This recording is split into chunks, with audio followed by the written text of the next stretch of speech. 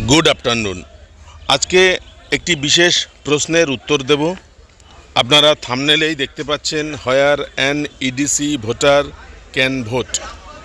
एकजन EDC voter तिनी कोथाय भोट देबेन।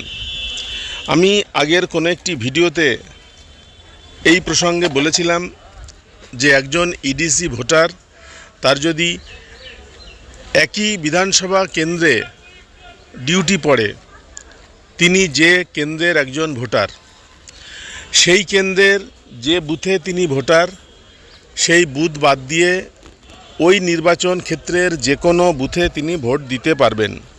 এই কথাটি একটি ভিডিওতে বলার পর একজন বন্ধু তিনি তার একটি মত জানিয়েছেন। তার মতকে শ্রদ্ধা করি। তিনি লিখেছেন, ইডিসি ভোটার নিজের বুথেও ভোট দিতে পারবে, তবে মার্ক কপি এবং 17A-তে ইডিসি ভোটারদের এন্ট্রি যেখানে হয় সেখানে করতে হবে। এই ভদ্রলোকের নাম সম্ভবত ভাস্কর। আমি ভাস্কর বাবুকে বলবো, আপনি যে কথা বলেছেন সেটা হওয়া উচিত, কিন্তু আমরা যারা নির্বাচন কমিশনের নির্ধারিত গাইডলাইন অনুসারে কাজ করি, তাদেরকে নির্বাচন কমিশনের নির্দেশ মানতেই হবে।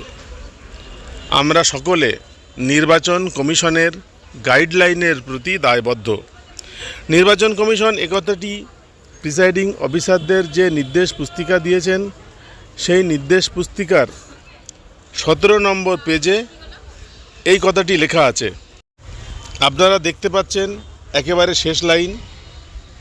এটি আপনারা ভালো করে পড়ুন।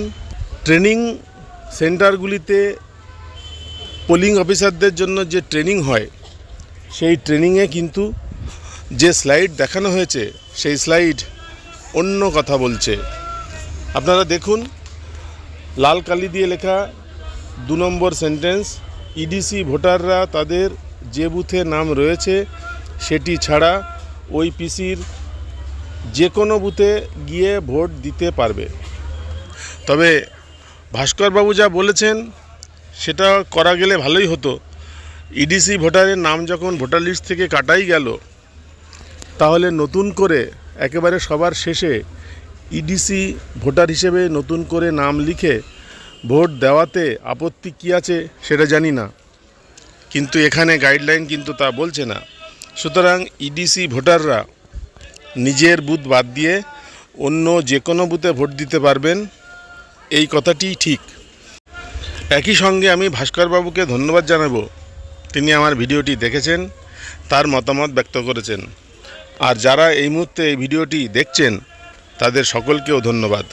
নমস্কার।